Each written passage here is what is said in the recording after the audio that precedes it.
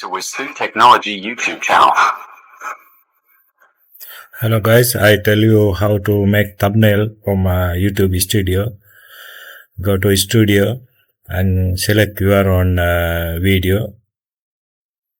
Okay, then go there your thumbnail area. You see, get thumbnail here down. Click on there and wait in 10 seconds. Then they will give thumbnail for you. You see, in 3 thumbnail is there. 1, 2, and another one here in 3. You can choose any which one is good. You can choose anyone. Okay, and download it.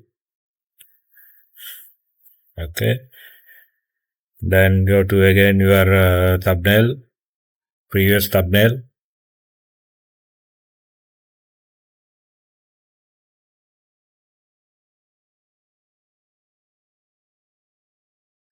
I select this one and